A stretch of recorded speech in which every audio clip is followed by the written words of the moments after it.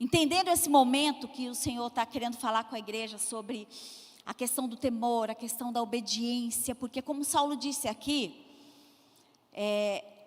quando você decide por andar com Cristo, existem duas coisas que você precisa buscar, inclusive em oração.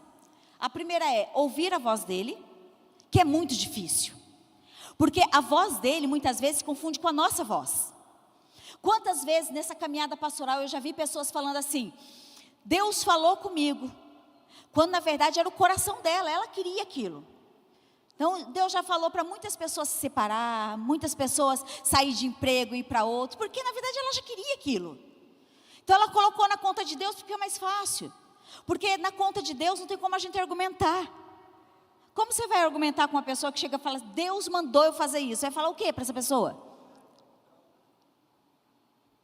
Eu só espero, agora eu falo assim, eu só espero que tenha realmente sido Deus, porque se não for, vai dar ruim. Mas ouvir a voz de Deus é um grande desafio. Mas existe outro desafio depois de ouvir a voz de Deus, é sobre isso que a gente vai falar essa noite, que é obedecer a voz de Deus. A gente pensa que é fácil, a gente pensa que estamos sempre aptos e nós estamos bem. Nossa, a gente ouve a voz e a gente obedece a Deus. E o Senhor me mostrou nesse mês agora de 2026, em julho, que eu era muito falha em obedecer a voz de Deus. E é sobre isso que a gente vai conversar essa noite. Amém? Existe um grande engodo que Satanás, ele vai trabalhando em séculos e séculos e séculos e séculos na vida das pessoas. O primeiro deles é te induzir ao pecado, você já sabe disso, né? Não precisa entrar. Ele quer te pecar, porque uma vez que você peca, você dá abertura para outras coisas entrar na sua vida, né? Mas tem uma outra coisa que ele vem trabalhando principalmente na vida daqueles que se dizem filhos de Deus, naqueles que nasceram de novo, naquelas pessoas que aceitaram Jesus. Esse termo aceitar, realmente, eu fico analisando, depois que o Alisson falou que parece que você está falando que você está barganhando Jesus, e realmente é muito, dá a impressão que a gente está, eu aceito Jesus. Quem somos nós para aceitar Jesus? Ele nos aceita, né? Mas enfim, o segundo engodo é quando Satanás ele implanta na nossa mente a frase assim: você pode fazer depois. Sabe aquelas coisinhas? Coisas importantes, ou coisas grandes, ou coisas pequenas, que você sabe que você tem que fazer, mas o inimigo ele coloca na sua mente: você pode fazer depois, e você fala: tudo bem, eu vou fazer. Então, na nossa concepção humana, dá aquela sensação de obediência, porque você não diz não. Deus manda você fazer uma coisa, você fala: não, eu faço. Então, dá aquela sensação: eu estou obedecendo, mas eu vou fazer depois, tá bom, Deus? E assim a gente vai levando isso. Satanás está roubando a igreja, está nos roubando bênçãos, está nos roubando tantas coisas, está nos roubando adoração. Quando você chega num culto como esse, uma atmosfera espiritual tão especial, e a gente não abre a boca para louvar, engrandecer e render a Deus a adoração, que é a única coisa que a gente pode dar para Ele. Aí você fala: hoje eu não estou bem, no próximo culto eu faço. Satanás te roubou. Sabe, são pequenas coisas. E essa mensagem eu não quero trazer culpa para ninguém aqui. Eu quero simplesmente, essa mensagem não se refere à culpa, ela se refere a um valor. Eu quero que você entenda o valor que é ouvir a voz de Deus e obedecer a voz de Deus e entender os tempos de Deus. Amém? Dito isso, abra sua Bíblia no livro de Números, no capítulo 20. Números 20, capítulo 7, nós vamos ler até o versículo 11. Números está bem no começo da Bíblia. Diz assim: disse o Senhor a Moisés: toma o bordão, ajunta o povo, tu e Arão, seu irmão, e diante dele falai a rocha, e dará a sua água. Assim lhes tirareis água da rocha, e dareis a beber à congregação e aos seus animais. Então Moisés tomou o bordão de diante do Senhor, como lhe tinha ordenado. Moisés e Arão reuniu o povo diante da rocha, e Moisés lhe disse, Moisés estava no veneno com a galera, gente. Ele disse assim: ouvi agora, rebeldes. Ai, nossa, imagina, eu fico imaginando a tenacidade dele, seus rebeldes. E eles eram rebeldes mesmo, é povinho rebelde, Deus me livre. Ouvi agora, rebeldes, porventura faremos sair água desta rocha para vós outros? Moisés levantou a mão e feriu a rocha 2 vezes com seu bordão, e saíram muitas águas. E bebeu a congregação e os seus animais. Eu vou ler só esse pedacinho aqui, mas para você que não está familiarizado com o texto bíblico, eu vou fazer um pano de fundo para você entender a história. O povo saiu do Egito, né? O pessoal era escravo. Deus levantou Moisés como libertador do povo, pegou o povo, transitou, e daí o povo agora está no deserto. E um pouquinho antes, se você voltar alguns capítulos, você vai ver que o povo também reclamou de sede, num outro momento. E Moisés falou ao Senhor, e o Senhor falou, fere a rocha, e vai sair água. E ele feriu a rocha, e saiu água. Muitas coisas aconteceram, blá, blá, blá, depois você vai lá e você vai ler a Bíblia, para você entender a história completa. E agora o povo estava reclamando de novo. E Moisés, gente, pensa, quando eu chegar no céu, eu quero falar com esses homens, porque imagina como deve ter sido lidar com aquele povo. Uma multidão no deserto, te cobrando.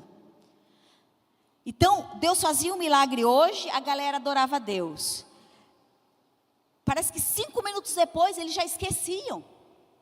E já estava reclamando. Haja vista, quando Deus abriu o mar vermelho. Gente, abriu o mar vermelho. É um mar. E foi aberto. A Bíblia diz que eles passaram com o pé em terra seca. Mas não passou muito tempo que a galera já estava reclamando, querendo voltar para o Egito, dizendo que o Egito tinha cebola. Então, assim, é um povo complicado.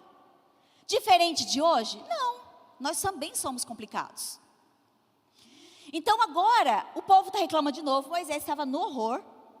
E Deus fala a Moisés, olha, eu quero que você fale a rocha. E vai sair água. Moisés chama o povo, mas eu acho que naquela hora deu uma raiva nele. Deve ter dado assim, nossa, vontade de quebrar aquele bordão. Bordão é como se fosse um cajado, né? Dá umas cajadadas na cabeça da galera. Mas ele não fez isso, ele ficou bravo, ele cajadou a rocha 2 vezes. E quando a consequência de tudo isso é que Moisés não entra na terra prometida. E eu confesso para vocês que até esse mês eu li esse texto, e eu sou aquela pessoa que eu leio a Bíblia de uma forma muito, eu gosto de criar cenários. E todas as vezes que eu li esse texto, eu falava, gente, que exagerado, não é? Mano, pensa comigo. O cara libertou a galera inteira. O cara aguentou o que tinha de gente chata. Fez tudo bonitinho, direitinho. Aí ele fere a rocha e Deus fala, não entra mais na terra prometida. Eu falava, Deus, se na boa, não estou questionando. Mas podia ter pegado mais leve com Moisés, podia não? Coitado, gente. Era o sonho da vida do homem. Era a missão da vida dele, era pegar o povo chato e levar para a terra prometida. E ele queria entrar na terra prometida. Aí ele não pôde. A Bíblia diz que ele ficou só de longe olhando e morreu. Não, pensa comigo, vocês também acham que é exagero, acha não?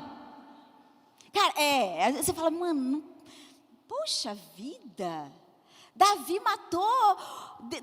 entrou em adultério, teve um filho fora do casamento, mandou matar o marido da mulher, e Deus falou, segundo meu coração. E Moisés não pode dar uma cajadadinha na rocha, e nem foi na cabeça de ninguém. Se fosse na cabeça de alguém, eu até entenderia. Era na cabeça de alguém. Mas, poxa, era na rocha. Muito bem. Até que o Senhor falou comigo. Esse mês, né, diante de algumas coisas que aconteceram na minha vida, né, eu falei, gente, é teoricamente pequeno o erro dele, perto de tantas outras coisas. Mas o Senhor falou comigo sobre esse texto. Ele falou, na verdade, eu não sei, de verdade, assim, aqui é uma coisa que Deus falou comigo, eu não estou fazendo tradução teológica, tá, gente? É uma fala de Deus para comigo, diante das interrogações que eu tinha, e eu vou transmitir a vocês. Deus falou assim, um dos erros, porque eu já ouvi muita pregação falando sobre a desobediência de Moisés, e realmente ele foi desobediente. Mas o que Deus falou comigo nesse texto é, Moisés, o maior erro dele foi substituir a experiência dele pela minha voz. Foi isso que Deus falou comigo. Não tá em nenhum curso de teologia que você vai ver. Isso é coisa que Deus falou comigo. Um dos erros que Moisés cometeu foi substituir a experiência, porque qual era a experiência que ele tinha? A experiência era de ferir a rocha. Da outra vez que saiu água, ele feriu a rocha, ele não falou a rocha. Então ele pegou e falou, gente, deu certo outra vez. Estou nervoso mesmo, deixa eu extravasar um pouquinho, né? Então, eu não sei o contexto geral, né, de tantas coisas, né, profundas que tem por trás dessa experiência, porque Deus não faz nada de forma aleatória. Mas isso foi uma coisa que Deus falou comigo. E Ele falou assim, quantas vezes as nossas experiências, elas falam mais alto que a voz de Deus. E quando as nossas experiências falam mais alto que a voz de Deus, a nossa vida espiritual pode entrar em colapso. Porque o que Deus fez numa estação, não necessariamente Ele vai fazer igual naquela estação. Eu dei o exemplo de manhã, eu sou uma pessoa nostálgica, eu gosto daquela coisa da nostalgia, da minha época de criança. E quando eu era criança, eu via aqueles hinos, a minha raiz é de Assembleia de Deus, então não é esses hinos que a gente canta aqui. São hinos mais raiz. É lógico, mesmo porque, né, muitos e muitos anos ago, né? Mas quando eu ouço um hino desse, antigo, meu coração, ele fica quentinho, sabe? Você fica assim, é tão mais fácil eu entrar na presença de Deus. E durante muito tempo, um tempo bem razoável da minha vida, eu quis achar que a presença de Deus estava quando aqueles louvores eram entoados. Quando, na verdade, a estação mudou. E o fato de Deus hoje, não somente Deus, mas talvez a igreja tenha transicionado para um louvor diferente, não quer dizer que a presença de Deus não está, porque a presença de Deus estava aqui hoje. Então, a gente condiciona Deus a nossa caixinha, naquela coisa toda de achar que Deus tem uma forma de fazer, quando não é assim. Ele é soberano, Ele é magnânimo, e a gente deveria dar a Ele a credibilidade que Ele tem. Mas a gente não faz. Então, a gente vai entrando num ciclo, talvez espiritual, que não é bom. Porque a gente fala assim, não, o outro problema que eu tive, a outra situação que eu enfrentei, eu vivi esse conselho, eu tirei esse tempo de oração, eu orei dessa forma, vou fazer de novo. E às vezes o que Deus tem para você é mais profundo para esse momento. Talvez o que Deus queira de você seja um momento mais de comunhão íntima, de jejum, de matar a tua humanidade. E às vezes você está tratando isso como superficial, porque num outro momento da tua vida você teve essa experiência e funcionou. Eu fiz isso. E o que eu aprendi é que existe uma experiência para cada estação da nossa vida. Tem uma experiência para cada estação. E se a gente deixa passar esse time, essa estação, esse tempo, a experiência, ela pode não ser vivida da mesma forma. Pode não, ela não será vivida da mesma forma. Porque se a experiência é para aquele momento, não adianta você querer fazer aquilo depois. Você pode viver, que foi o que aconteceu comigo, mas o sabor, a intensidade, ele deixa de ser o mesmo. Porque se Deus deu uma ordem, porque gente, olha a incongruência. Sabe qual é o problema da gente? A gente é falho, porque a gente não consegue entender quem realmente manda na nossa vida, se somos nós, se é Deus. Porque a gente diz que Deus manda, mas na prática, a gente vai colocando todas as coisas, tantas coisas, tantos pormenores, E às vezes Deus fala com a gente através de um incômodo no coração, através de uma palavra pastoral, através de um líder, através de uma palavra falada num púlpito. Deus fala com a gente de forma clara. Mas aí a gente começa com a nossa humanidade, a gente começa a falar: ah, Deus, depois eu faço isso, depois eu faço aquilo. Não, depois eu paro, Deus, eu não consigo parar com isso agora. É a mesma coisa quando Deus fala para alguém: olha, eu preciso que você se renda aos meus pés, que você venha de corpo e alma. Aí você fala: Senhor, a minha vida não dá agora, é muito corrida. Senhor, eu tenho muitos compromissos profissionais, compromissos pessoais, sociais, e eu não posso. Então, quando essa estação da minha vida passar, eu me rendo a você. Ou então a gente quer espiritualizar as coisas, né? Deus fala com a gente: olha, eu quero isso de você. Você fala assim: Deus vai preparar o momento. A gente faz muito isso com perdão, né? Quando Deus manda a gente perdoar alguém ou ir lá pedir perdão. Já aconteceu com vocês? Deus manda você pedir perdão para alguém. Aí você fala assim, porque você não quer. Aí você fala assim: Deus falou comigo que eu preciso pedir perdão para Camila.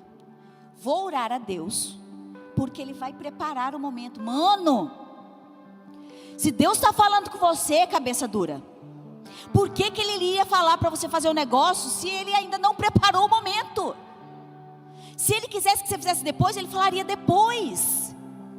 Mas a gente vai colocando, sabe, espiritualizando a coisa, porque a gente gosta de parecer espiritual. Afinal de contas, eu vou na igreja.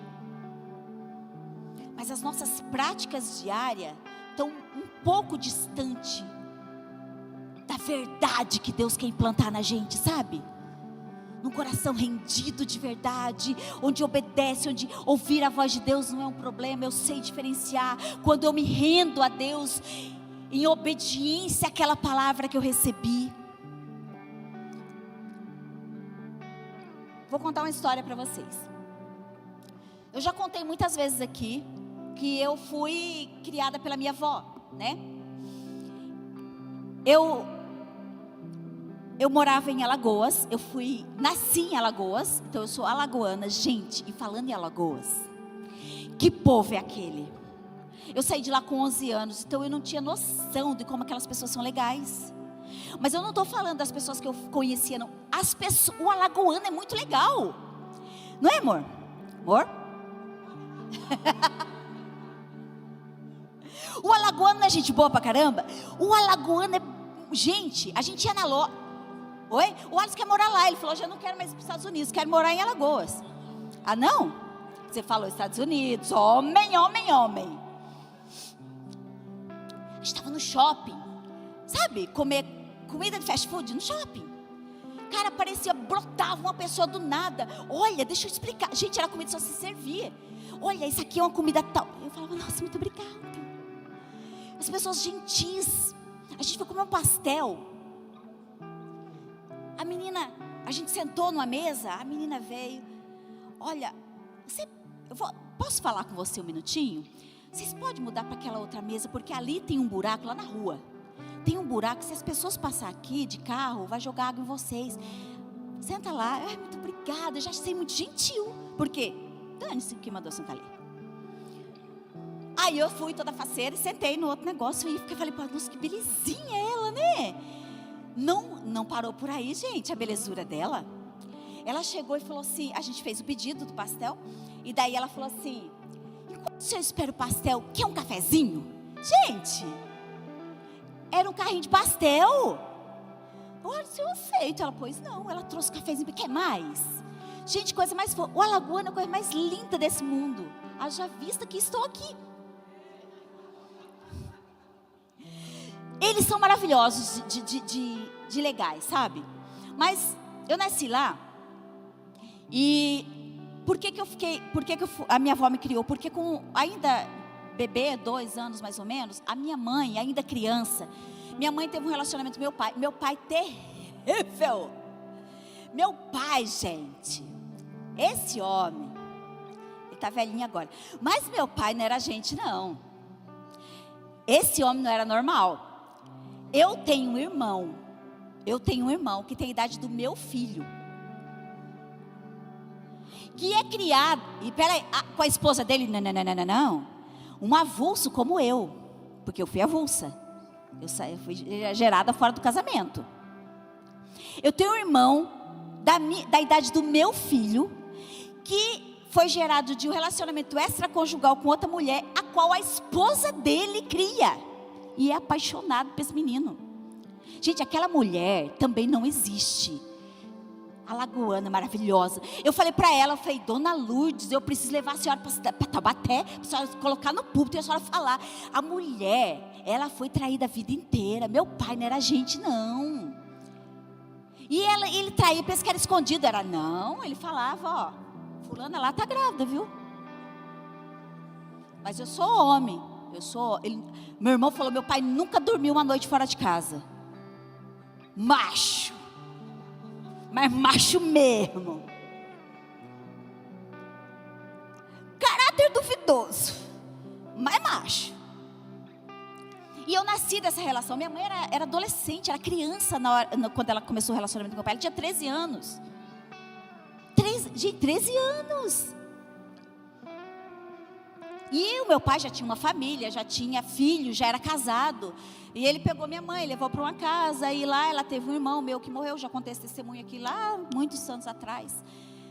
E com 17 anos eu nasci. E ela passou por poucas e boas na vida. Não foi fácil para ela. E eu só descobri essa história toda há alguns anos atrás, que ela sentou comigo um dia na minha casa e muito corajosamente. A gente começou a conversar às 11 horas da noite. Ela falou, Zanda, você pode ficar aqui? Eu queria contar a sua história. E ela começou a contar a minha história às 11 horas e a gente terminou de conversar às 6 horas da manhã. Ela me contou tudo e eu fiquei assim. Viveu muita coisa, passou por muita coisa. E ela não tinha outra opção a não ser me deixar com a minha avó e vir embora. Então ela me deixou com a minha avó. Eu tinha 2 e poucos anos, sei lá quantos anos eu tinha. E ela veio embora para tentar ter alguma vida. Mas o objetivo dela era voltar depois e me pegar. Só que o meu avô também não era... Gente, a minha experiência com homens não é boa. Graças a Deus, Deus me deu um marido bom. Porque senão, filho... Olha, Deus remiu, hein? Deus remiu a história. Meu avô era o diabo chupando manga. Endemoniado no mais alto nível. Não estou falando endemoniado assim, porque ele era ruim. Não, ele era endemoniado. Endemoniado mesmo. Tentou matar minha avó de todas as formas. E quando a minha mãe voltou para me buscar, eu já estava grandinha, o meu pai aguardou ela com um facão e falou assim, eu te pico inteira, se levar essa menina. E ela não pôde me levar. Então eu acabei ficando lá. Foi uma benção, minha avó foi uma mulher, nossa gente, a minha avó, vocês conhecessem ela, alagoana também, maravilhosa. Alagoano, gente, alagoana é outro nível de conversa. Não vamos mais conversar, mas só alagoana é outro nível. Mulher de Deus. Enfim, quando eu vim com 11 anos, eu perdi contato com toda a parte, porque meu pai, mesmo quando eu morava lá, ele não tentou muito contato comigo. Ele era um homem muito rico naquela época, e a gente teve uns 3 ou 4 encontros, mais ou menos. E alguns deles, eu acho que uns 2 encontros foi casual ainda, sabe? Tá andando, a gente morava num povoadinho, sabe, de roça. E pra gente ir comprar alguma coisa em padaria, ou algum mercadinho que tinha que passar por uma rodovia. E eu lembro dessa única vez onde eu estava passando por essa rodovia com uma tia, e ele passou de carro e ele parou. Foi uma das vezes que eu vi meu pai. E ele falou ali comigo, com a minha tia... E foi embora. E era assim, os encontros que ele tinha comigo eram encontros rápidos. E isso foi deixando algumas marcas, porque deixa. Quando criança eu não sabia que essas marcas existiam, mas quando eu fui crescendo, eu fui percebendo que elas eram muito reais. E uma experiência, por exemplo, eu com 8 anos, a escola a qual eu estudava, a gente lá tinha um desfile de 7 de setembro e eu fui selecionada, eu era tão bonitinha quando eu era criança, narigudinha, mas eu era bonitinha. Para eu fazer um desfile lá, e eu fui, e falaram para o meu pai, e falou, vem aqui para você vê-la, né? Eu estava com uma roupa especial, toda uma roupinha que eles mandaram fazer lá. E meu pai falou que ia, minha avó tirou dinheiro de onde não tinha, vendeu. A gente comia o que plantava no nosso no nosso terreno.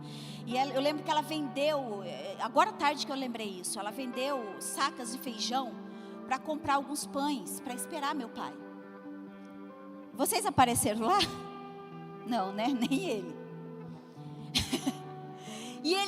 E eu fiquei, eu lembro, 8 anos, toda arrumadinha, toda engomadinha. Minha avó falava para mim: você não vai brincar para não se sujar.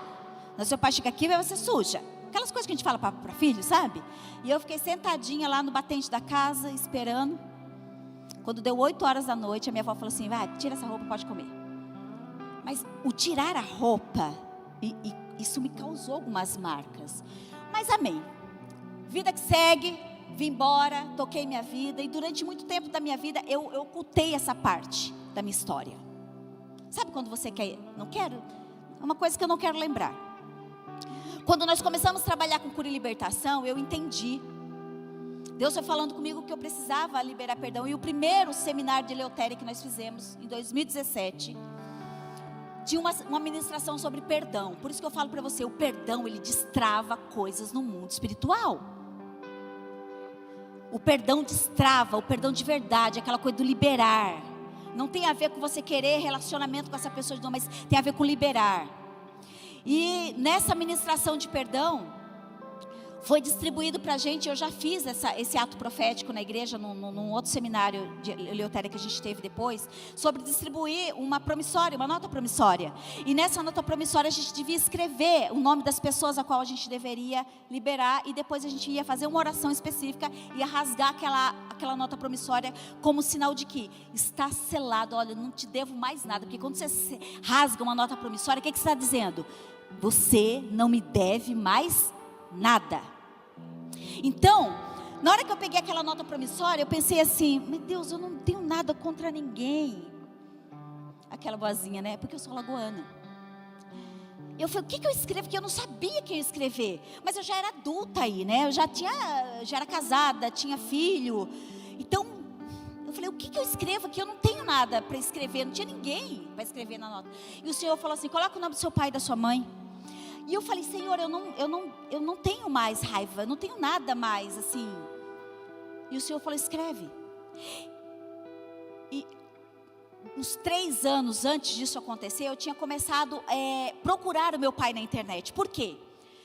A única lembrança que eu tinha do meu pai era um borrão escuro. Não tinha feição, não tinha rosto nesse borrão. Então eu queria uma imagem. Na verdade, eu queria achar uma foto dele na internet, porque eu queria dar imagem para minha lembrança, para minha memória. E eu comecei a buscar, procurar, mas o nome dele é José Moreno da Silva. Gente, Silva custava ser Bittencourt, Bertari, sei lá, um nome específico, né, para a gente procurar, mas não tinha Silva. Que Silva em Alagoas, 90% de Alagoas é Silva. Eu não achei o meu pai. Nesse dia o Senhor falou para mim: escreve o nome do seu pai e de sua mãe. E eu por obediência, nesse dia eu fui obediente, eu escrevi o nome deles. Eu fiz o ato profético, rasguei. E amém. Tocou o seminário. O seminário terminou no sábado à tarde. Eu cheguei em casa no sábado à noite. Tinha uma mensagem da minha tia, que mora lá em Alagoas, falando: Zanda, eu descobri o contato do seu pai e do seu irmão. Que era coisa que eu estava querendo há muito tempo. Eu falei: fiquei chocada. Eu falei: nossa Deus, dessa vez foi rápido. Fui liberar o negócio, parece que a coisa fez assim, ó. Só sei que eu reencontrei ele, reencontrei assim, né? Meu irmão entrou em contato comigo, que ela conseguiu passar o meu telefone para ele. Ele ligou para mim, a gente conversou durante horas. Foi uma bênção. Nisso eu consegui falar também com uma irmã, a Paulinha, que converso com ela até hoje. E nisso, eu falei para ela: eu preciso ir aí ver vocês. Porque ela falou: venha, mulher, venha para cá, conhecer a família, pessoal, tudo gente boa. Mas eu não acreditava. Eu falei: gente, eu sou filha bastarda, eu vou chegar lá na casa da pessoa. E eu ficava com medo, e eu fui enrolando, desde 2017. Eu falava, eu vou visitar ele. Mas aí as coisas iam acontecendo, eu ia deixando. E nisso o Alisson começou a falar comigo: amor, você precisa ir lá ver seu pai. Você precisa ir lá ver seu pai. Você precisa ir lá ver seu pai. E eu, gente, E o ato profético de eu rasgar aquela nota promissória tinha me libertado de um jeito. Falei, mas eu não tenho nada contra o meu pai, eu não preciso necessariamente ir. Agora, e nessa conversa que eu tive com o meu irmão e com a minha irmã, eles mandaram foto do meu pai para mim. Então agora aquela necessidade que eu tinha de ter um rosto na minha memória, eu já tinha. Então eu falava, não precisa mais. E o Arce, vai, mano. Aí até que um dia em 2024, eu tive uma mesa com o pastor Kleber, meu pastor. E ele falou assim, Eli, você precisa ir ver seu pai. E eu falei, eu vou, pastor. Oxi, claro que eu vou. Ele falou assim, Eli, não é mais um conselho, é uma ordem pastoral. Eu quero que você vá ver seu pai. Eu falei, mano, mudou figura. Eu vou, pastor. Ele falou, não, você vai. Eu falei, eu vou. Não, eu vou. Vou. Agora eu vou. Ordem, filho. Mandou a ordem para mim. Demorou para cumprir. Eu falei, 2024 é o ano que eu vou. Aí veio os Estados Unidos. Surgiu a opção de ir para os Estados Unidos. Gente, era os Estados Unidos. Eu fui para os Estados Unidos, mas eu falei, não, final do ano eu vou. Eu vou. Está decidido, eu vou. Teu palavra, vou. Fui. Não. 2024, 2025. Chegamos em 2026. Então o pastor Kleber sempre falava para mim, amor, Eli, você tem que ir. E o Arce falava, amor, você tem que ir. Eu falava, e na verdade eu achava que ele estava exagerando o negócio, sabe? Para ser bem sincero para vocês, eu falava assim, cara, eles não sabem o que está dentro de mim. Não tem essa necessidade toda, gente. Mas enfim, chegou agora o ano 2026 e eu fui agora em junho para uma conferência lá na igreja do meu pastor. Na ida, eu mandei mensagem para minha irmã, era aniversário dela, eu mandei uma mensagem de feliz aniversário para ela. Enquanto eu estava na conferência, ela respondeu essa mensagem. E daí ela fala, eu falei, não vou ver agora um áudio, eram 2 áudios, eu falei, eu vou ouvir quando chegar em casa. Eu estava em casa ouvindo a mensagem, me arrumando para a academia. E ela falou assim, nossa, minha irmã, não sei o que lá. E ela me elogiou bastante, obrigada. E daí ela falou assim, nossa, você sabia que a gente encontrou outro irmão? Eu falei, outro? Ela, achamos outro irmão, mora aqui em Arapiraca. Eu falei, não acredito. Ela, é. E ele vai vir aqui jantar com a gente, conhecer a gente. Eu falei, atrevido, acabou de chegar. Já vai lá conhecer. Eu falei, eu também vou. Aí ela falou assim, venha mulher. Eu falei, eu vou. Qualquer dia desse eu vou ajeitar minha agenda direitinho, eu vou. Falei para ela. Ela falou, tá bom. E eu fui para a academia. Quando eu cheguei na academia, eu tive aquele ímpeto, sabe? Aquelas coisas que o Espírito Santo faz com a gente. Vai agora. Eu peguei o telefone, mandei mensagem para Camila, acho que não foi para Camila, foi para Tassi, né? Mandei mensagem, falei, vê a passagem para Alagoas. Só que eu pensei o seguinte, estamos de férias, o que eu vou fazer? Vou tirar férias com a minha família, a gente vai para um hotel bem legal em Maceió, porque eu não sou besta nem nada. Depois, na volta, eu passo em Arapiraca e faço o que tem que fazer. Falei isso para Camila, falei isso para Tassi, e elas começaram a ver hotel para eu passar minhas férias. E o negócio começou a degringolar. Ela foi mandando os orçamentos para mim. Eu falei, gente, que caro. Começou a ficar caro, começou a ficar, e o negócio começou a emperrar. E eu falei, gente, não vai dar para eu ir de novo. Vou deixar para ir no final do ano. Porque daí no final do ano eu me programo melhor, já começo a pagar. Saindo do culto aqui do domingo, o Alisson perguntou para mim, amor, como que está o negócio em Maceió? Eu falei, amor, está meio enrolado, porque está muito caro os hotéis lá. Ele falou assim, olha, se eu fosse você, eu esqueci esse negócio de férias, vamos nós dois, o Enzo fica, vamos nós dois, a gente vai lá, você conhece a família, resolve esse problema e a gente volta. 2 dias, papum, resolveu. Eu falei, coisa testificou no meu coração, eu falei, é isso aí. Por isso assim, recado para você, homem, maridinho aí, vocês não tem que ser só marido não, viu? Tem que ser homem de Deus. Porque a mulher, ela gosta disso, ela tem que ter essa coisa de homem falar, é assim que a gente vai fazer, porque eu sou macho. Quem manda essa casa que sou eu. Entendeu? É. Ele falou, a gente vai resolver esse trem aí. Eu falei, vamos embora, amor. Brincadeira. Mas é essa sensibilidade espiritual que o homem tem que ter, de entender que chega uma hora que ele... Porque se deixasse na minha mão, eu ia deixar para o final do ano.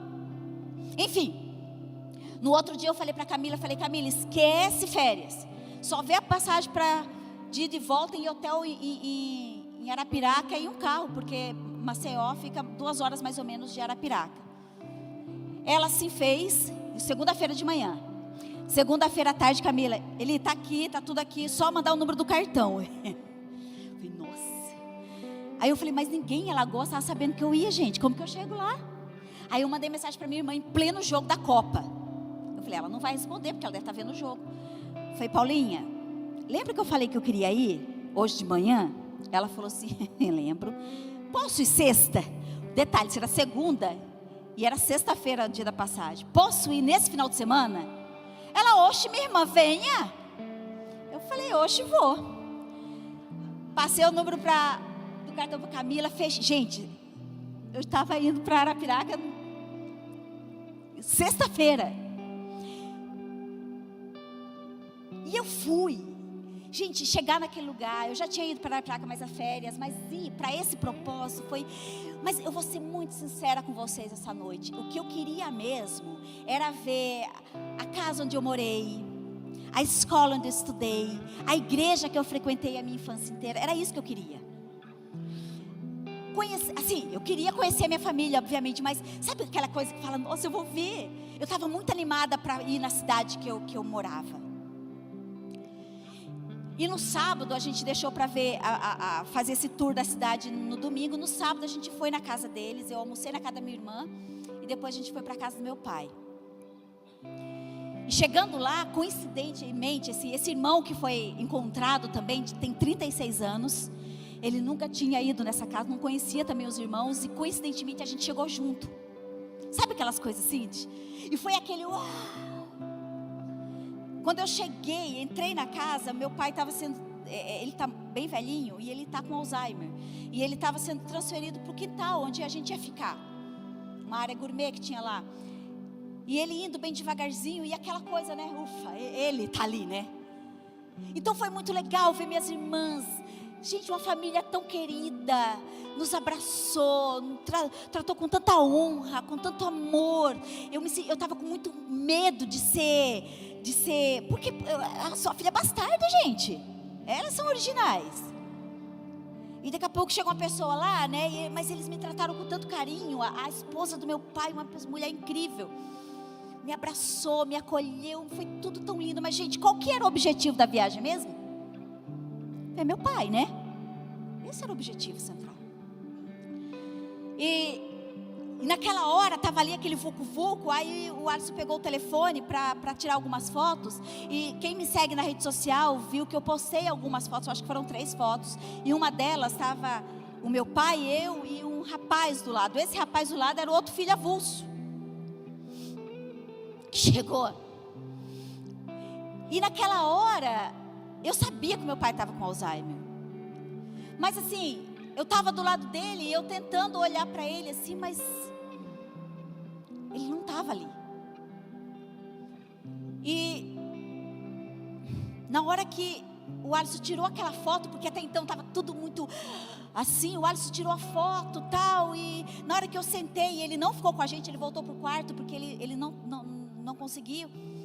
E na hora que ele voltou para o quarto, sabe, eu vi as pessoas conversando assim, mas sabe como fosse um filme? Onde você vê todo mundo conversando, mas parece que você sai daquele local e você fica sozinha assim, pensando com seus...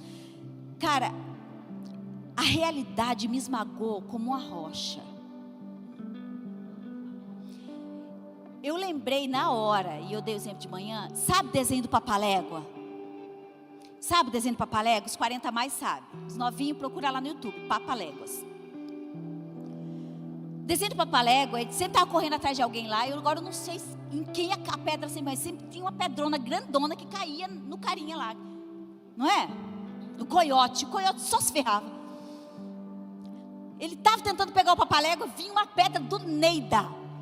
Bum! E saía até aquele pozinho, né? Foi o que aconteceu comigo. Naquele momento que eu estava sentada ali, parece que uma rocha assim, sabe, me esmagou. Que eu falei, gente, eu estava na frente dele e ele não me viu. Eu estava na frente dele e o olhar dele estava assim, ó. Ele não me via. Eu tentava me fazer vista, mas ele não me viu. O corpo fragilizado dele estava ali, mas a consciência dele não estava mais. Ele não tinha mais consciência. Ele não estava mais ali. E eu abracei ele. Teve aquela foto esquisita, porque o Alisson falou, pô, mas podia ser... Mas foi o negócio, não tinha como você programar o negócio na hora. Eu abracei, eu toquei nele, eu consigo lembrar do toque dele, sabe, das costas dele, eu consigo lembrar do jeito que eu toquei aqui. Ele tem até uma gordurinha aqui. Eu consegui. O cheiro, velhinho, cheiroso, alagoano, né?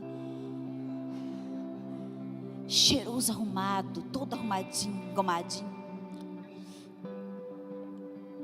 E eu toquei nele. Eu abracei ele, mas ele não escolheu me abraçar. Entende? Vocês entendem isso? Ele não escolheu o abraço, porque ele não estava mais ali. Ele não estava mais. E naquele momento, depois, a gente ficou lá e foi maravilhoso. A gente tirou uma foto depois. Ele não ficou entre a gente, mas teve um momento que eu falei, gente, eu vou embora. Já estava tarde, eu sabia que E o Alisson preocupado comigo, né? Porque ele falou, olha, pelo amor de Deus. Quando você se empolga, você não vai querer ir embora. A gente chegou aqui. Aí deu um determinado horário, já estava, vamos, a gente vai embora, vamos tirar uma foto? Nesse momento de tirar a foto, ele chegou, ele apareceu do nada. E eu falei, eu sabia que era Deus aquilo. Na hora que eu vi ele apontando na porta assim, eu falei, é Deus querendo me dar esse registro. E daí ele chegou e a gente tirou aquela foto. E teve um momento depois da foto que eu parei na frente dele, gente, e eu estava tentando ver ele, porque eu queria o olhar dele. Talvez mais que o abraço dele, eu queria o olhar, eu queria que ele me visse. Eu queria que ele me visse e ele não me viu. E eu procurava, mas o olhar dele estava assim, ó. E eu parei na frente dele e as pessoas falando, muita gente ali do lado, falando, olha Moreno, sua filha, a esposa dele, olha, sua filha está aqui. E ele assim, ó. Aí ele falou alguma coisa assim, te abençoou. Eu falei, opa, te abençoou?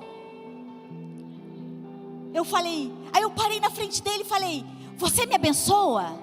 E ele assim, né? Aí eu falei, repete, fala, você me abençoa? Ele falou, não.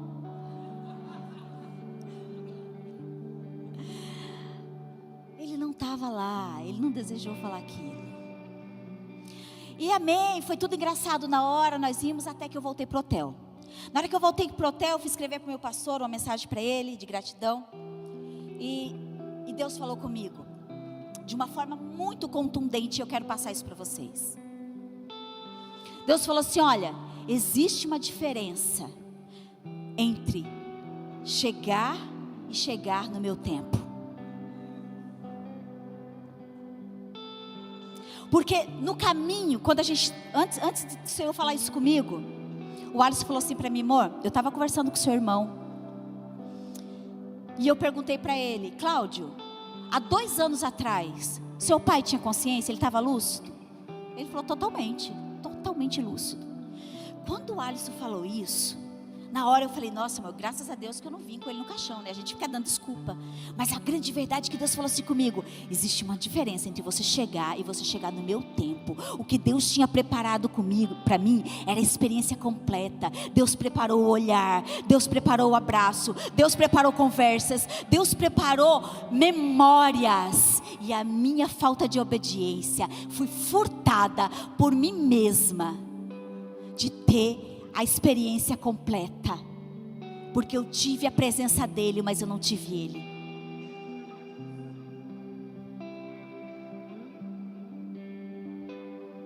Deus preparou a experiência completa. E o que mais me machuca é olhar para trás e falar, sabe, Deus preparou tudo certinho.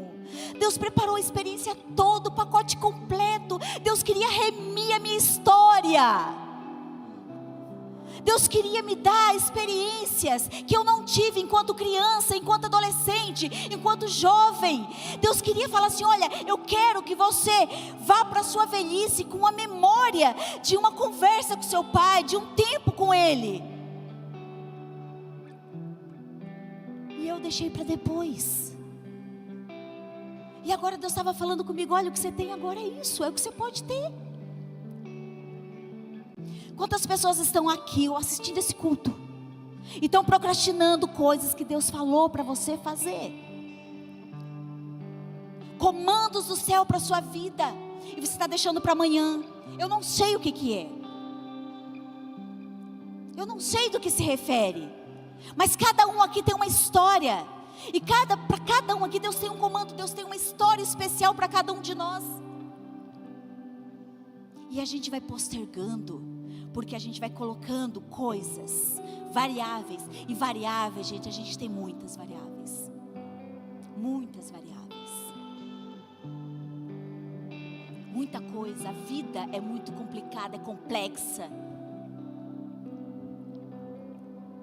E sabe, existe esse tempo que Deus estabelece quando Ele pede algo para a gente, seja de um comando, ou seja de uma bênção que Ele quer liberar para a gente. Existe um tempo, porque a gente vê o visível, Deus vê tudo, Ele vê o panorama completo. Deus já sabia, lá quando Deus usou o meu pastor e falou: eu quero que você vá. O meu pastor não sabia. E eu, na verdade, não sabia que aquela experiência seria tão importante para mim. Porque eu achei que estava tudo resolvido. E sabe por que a gente adia as coisas que o Senhor pede para a gente? Porque a gente acha que sabe o que está fazendo. A gente pensa que sabe o que está fazendo. Nesse texto que nós lemos, a água saiu da rocha. Saiu ou não saiu? A água saiu da rocha. A água saiu. E às vezes a gente acha que pelo fato do resultado vir, a gente está certo. O resultado saiu, a água saiu da rocha, porque Deus não se limita à nossa desobediência. Deus não se limita à nossa falta de pontualidade com as coisas dele. Mas custa, gente. Para Moisés custou a terra prometida. O que vai custar para você? Para mim custou memórias que nunca mais vão voltar. Nunca mais, eu tenho consciência disso. Nunca mais vai voltar. E para você? O maior perigo da desobediência tardia, que foi o tema que eu coloquei nessa ministração, é que Deus cumpre os propósitos dele com ou sem a nossa pontualidade. Mas quem amarga as consequências somos nós. Porque Deus, ele vai continuar sendo fiel. Quem amarga as consequências do nosso atraso somos nós. E a pergunta que eu tenho para você essa noite é: quais são os seus 2 anos de atraso? Quais são? Quais são os seus 2 anos? Pode ser que não seja 2 anos. Pode ser que sejam 2 meses. Pode ser que sejam 2 semanas, eu não sei. Mas o que eu sei, que a demora, ela nos custa. E custa coisas que muitas vezes a gente não consegue colocar de volta no lugar. Toda procrastinação espiritual nasce do engodo que a gente pensa que vai ter novas oportunidades. É ou não é? Toda procrastinação nasce na nossa cabeça. A gente fala assim: eu vou ter outras oportunidades. Então eu chego atrasado no culto. Ai, não deu tempo de pegar o louvor. Mas quarta-feira eu vou estar aqui. Eu vou ter outra oportunidade. É um engodo. Porque nunca mais vai ter o dia 26 de julho de 2026. O culto da manhã foi único. Aconteceu, passou, ficou lá atrás. Não tem mais. O tempo, ele pode ser nosso maior amigo, mas também pode ser nosso pior inimigo. E a gente não entende a complexidade do tempo, porque a gente vai colocando coisas, a gente vai colocando compromissos, a gente vai colocando, e coisas tão mais importantes a gente vai deixando do lado, porque a gente fala: Deus entende. Deus sabe da minha agenda, Deus sabe dos meus compromissos. E todas as desculpas que eu dei, eu confesso para você, nenhuma era furada, eram desculpas reais. Eram legítimas, eu tinha compromissos legítimos. Mas eu tinha aquele engodo de saber assim, não, eu vou ter novas oportunidades. Em Tiago, no capítulo 4, se você for ler, a Bíblia diz, e ele nos alerta: olha, você não sabe de nada. Você pensa que sabe do dia da manhã, você não sabe. Você pensa que vai comprar, vai vender, vai construir, não vai. Você não sabe do dia da manhã. Se Deus não aprover o dia do amanhã, a gente não sabe. Deus sabia que existia um prazo visível para mim. E eu sabia também, porque eu sabia que meu pai estava com Alzheimer. Gente, eu não sou tola. Eu sabia que ele estava com Alzheimer, eu tinha consciência disso. E eu sabia que a memória dele já não era mais a mesma coisa. Mas eu pensava que tudo bem, não ia ter tanto problema. Era uma experiência que eu ia vivenciar, só isso. Eu não achava que aquela experiência seria tão importante para mim. Igreja, toda demora nasce da ilusão que nós sabemos o que estamos fazendo, mas nós não sabemos. Nosso intelecto é falho por demais. A gente sempre sabe pensa que sabe o que está fazendo. Eu sei o que está fazendo, eu sei. Mas se Deus deu um comando para você, Ele espera obediência. Fisicamente, nessa história que eu contei para vocês, dessa experiência que eu tive, fisicamente nada mudou, ok? Meu pai estava lá? Estava. Meus irmãos estavam lá? Sim. Tudo aconteceu de forma... Sim. Naturalmente, fisicamente e humanamente falando, nada mudou, mas espiritualmente tudo mudou. E eu comecei a matutar e amargurar um pouquinho disso, sabe? Porque tem que causar um pouco de dor, né? Essas experiências que Deus nos mostra, a gente tem que machucar um pouco a gente para criar marcas. Porque se não gera marcas na minha vida, eu não aprendo a lição. Tem que ter marcas mesmo.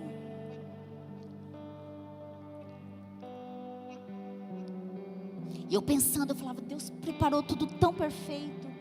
Por que eu fui fazer isso? E depois eu conversando com a minha irmã, ela falou assim: olha, ainda bem que você veio, que podia ser que você viesse só quando ele estivesse no caixão. Daí imagina como seria. Eu falei, e realmente, se Deus não tivesse dado aquele chacoalhão em mim, possivelmente eu ia postergar para o final do ano. E no final do ano não ia dar tempo, porque tem muita coisa no final do ano acontecendo. Eu ia deixar para o início do ano. O início do ano tem muita coisa acontecendo, eu ia deixar para julho. Enquanto eu estava ali sem perceber, né, o tempo passando, eu estava adiando, o tempo estava trabalhando. Sabe por quê? A única criatura, a única criação que desobedece somos nós. A natureza é obediente ao Criador. Os animais são obedientes ao Criador. As estações do ano são obedientes ao Criador. Todo o universo é obediente ao Criador, mas o ser humano acha que sabe das coisas. Então, enquanto eu estava arrumando a minha agenda, fazendo tudo, o tempo estava trabalhando. E o meu conselho para você essa noite: não deixa a rigidez do tempo te roubar coisas preciosas. Não deixa uma doença, não deixa a ausência, não deixa as coisas se tornarem para você ter uma marca. Pegue a minha marca para você. Hoje é noite da gente abandonar desculpas, boas desculpas inclusive, e vamos abandoná-las, entregar na mão do Senhor e falar: Senhor, cuida de mim, me ajuda a ser obediente. Ou ser obediente ser obediente. Não é ser obediente pela metade, é ser obediente na totalidade. Porque enquanto eu organizava a minha agenda, o Alzheimer estava roubando as memórias do meu pai. Enquanto eu estava lá Os meus irmãos falavam assim para mim: nossa, Painho falava tanto de você. Ele falava: nossa, eu tenho uma filha que mora em São Paulo e é alagoana. Ele falava de você. Na hora que eu fui embora, uma das minhas irmãs mais velhas me abraçou e ela falou: nossa, minha irmã, já te amo. Eu já te amo também, falei para ela. E no outro dia a Paulinha mandou uma mensagem para mim. Ela falou assim: tu acredita que a minha irmã Ninha ficou chorando? Eu falei: por quê? Porque ela falou assim: imagina como o Painho ia ficar feliz de ver ela aqui. Porque ele não sabia que eu estava lá. Ele não sabia nem quem ele era, coitado. A única coisa que ele lembrava era de trabalhar. Onde você quer ir, Painho? Trabalhar. Ele ficava olhando para o Alisson. Para o Alisson ele olhou, para mim não. Eu tremendo desacato. Então, porque aí eu entendi exatamente, Lucão. Ele olhou para os braços do Alisson, um homem forte, e falou: esse cara é bom trabalho. Vem para cá, vem para perto de mim. E eu falei isso, eu falei: ele olha para ele, acho que está querendo que ele vá trabalhar. Daí o Alisson falou para ele: vamos trabalhar? Ele: vamos. Mas ele não me olhou.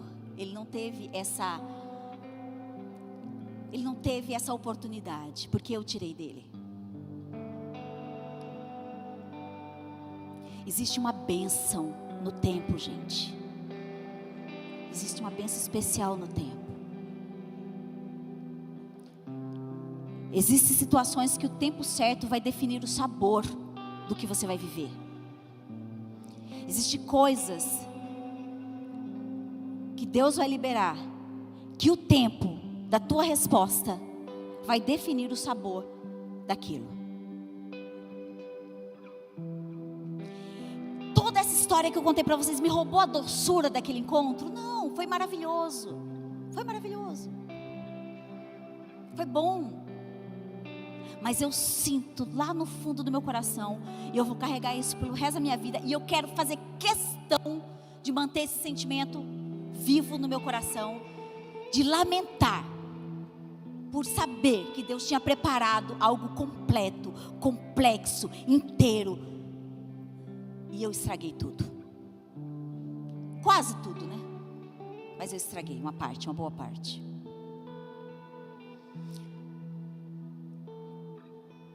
Se você está adiando decisões, às vezes as decisões são decisões de se tornar uma pessoa melhor, uma esposa melhor, uma mãe melhor, porque a gente sabe dos nossos erros. A gente sabe, gente.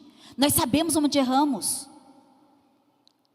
E a gente vai procrastinando, vai deixando para amanhã. É a mesma coisa começar na academia. É o segunda-feira que nunca chega.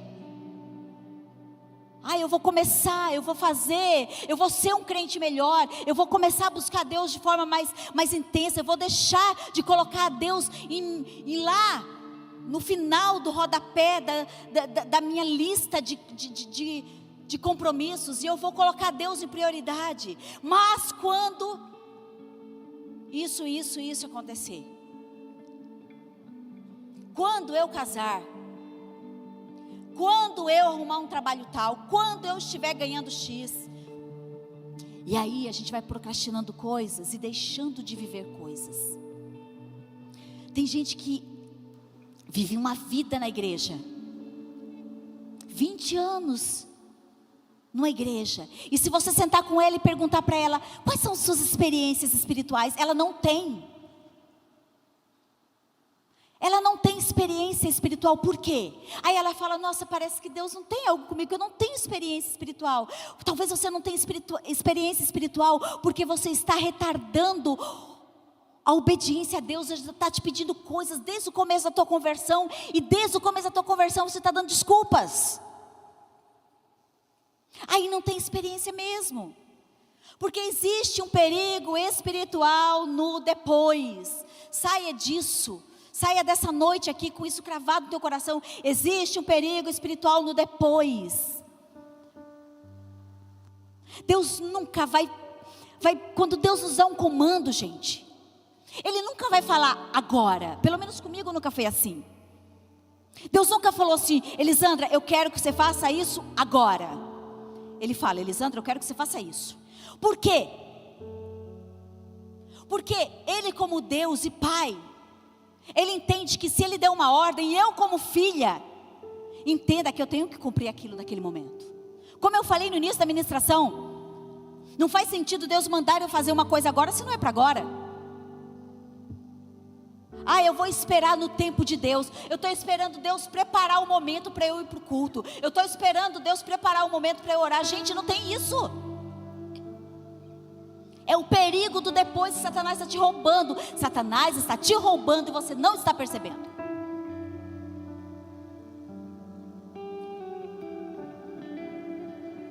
Deus está falando hoje com pessoas.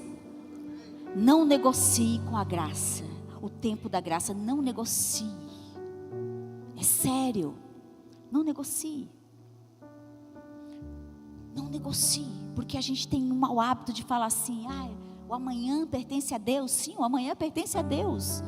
Sim. Mas o chamado, a resposta a esse chamado está na gente, não está em Deus.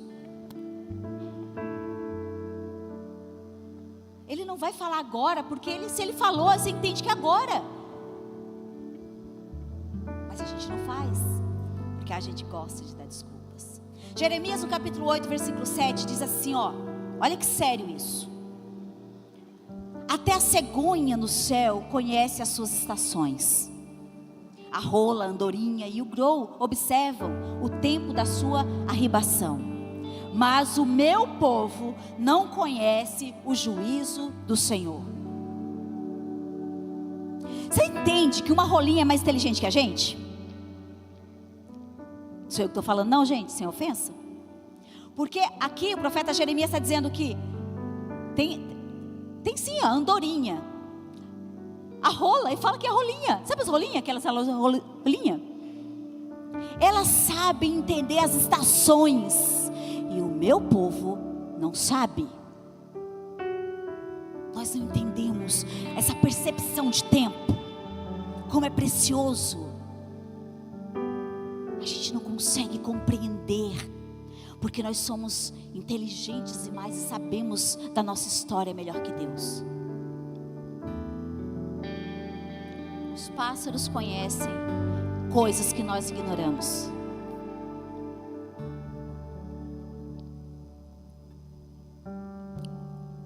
Pensa na responsabilidade de você saber que uma rolinha consegue obedecer a Deus melhor que a gente?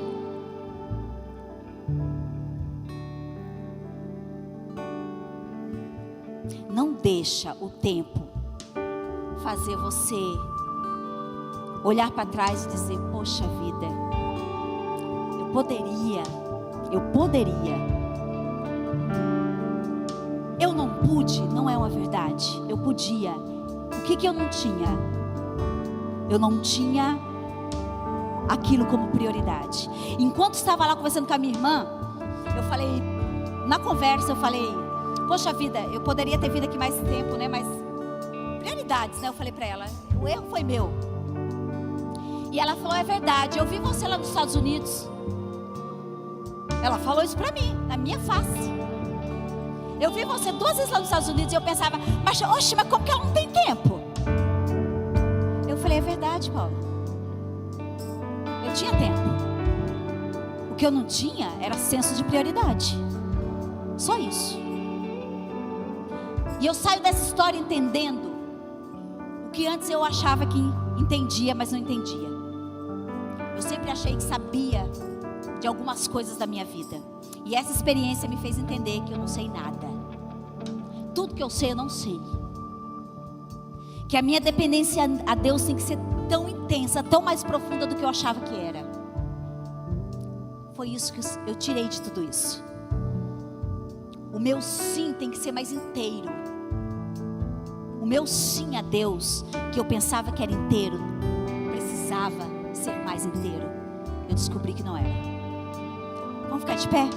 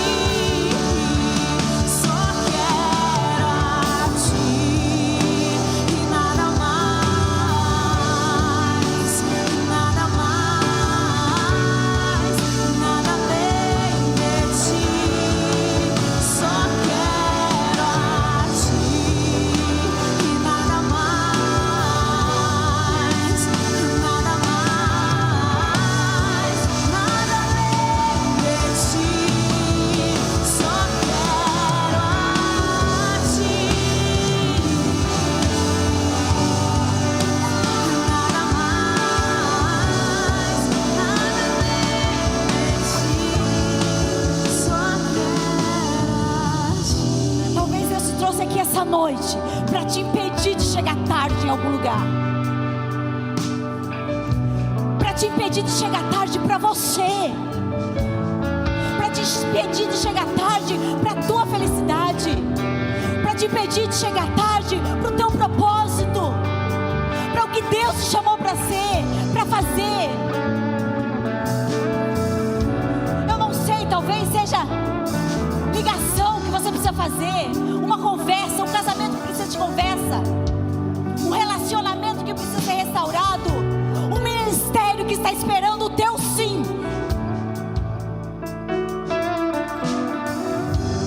O que Deus está nos chamando essa noite, num intenso senso de, existe uma nuvem de glória nesse lugar.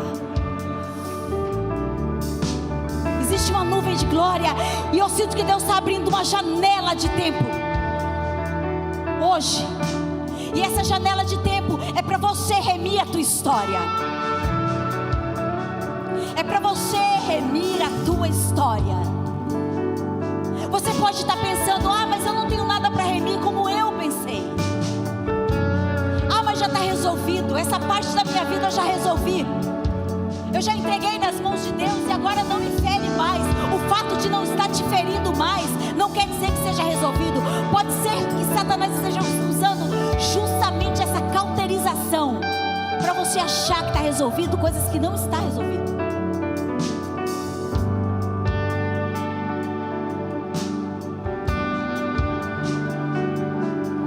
Saia daqui entendendo que existe uma diferença entre chegar e chegar no tempo de Deus.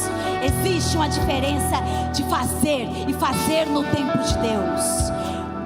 Pega essa frase, coloca na tua cabeça para ver se entra nessa cabeça dura.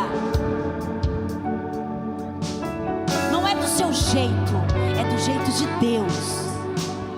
Se você quer sucesso na tua vida, não é do seu jeito, é do jeito de Deus.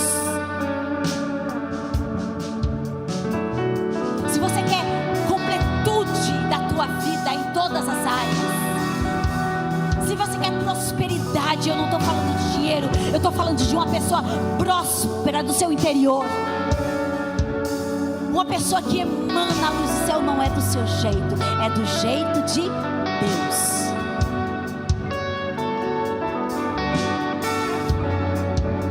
E a minha oração hoje, que eu vou fazer por você, é que você entenda isso e você saia daqui essa noite entendendo a complexidade do tempo e o valor que a palavra do teu Deus tem. Para de tratar a palavra de Deus como palavra de homem. A palavra dele tem que ser tratada com seriedade. E eu oro para que daqui a alguns anos ou alguns meses, eu não sei, você tem um lindo testemunho para contar, e eu quero ouvir a tua história. Feche seus olhos, eu quero orar por você. Espírito Santo de Deus, aqui não tem pessoas, aqui tem histórias, Deus. Cada uma dessas pessoas tem uma história. Cada um carrega, Senhor, uma marca, seja boa, seja ruim, seja dolorosa. A ferida pode estar sangrando ou pode estar cicatrizada, eu não sei, mas está aí. Cada um carrega uma história. Em nome de Jesus, entra na história dessas pessoas, Senhor. Que essa janela de tempo, ela seja aberta na vida de todos, para que eles entendam e entre um tempo de remissão, onde histórias serão reescritas e o teu nome vai ser glorificado, no nome de Jesus. Para que o nosso Deus seja glorificado, histórias serão reescritas, Senhor. Que cada um que entendeu essa palavra carregue consigo a tua marca, Senhor, para que essas histórias virem testemunhos. E é nisso que eu peço, oro e te agradeço, em nome de Jesus. Que o grande amor de Deus, as doces e inefáveis consolações do Espírito Santo seja sobre a sua vida, sua casa, sua família, seu trabalho, seu ministério. Que a sua semana seja maravilhosa, que você viva o tempo de Deus em obediência.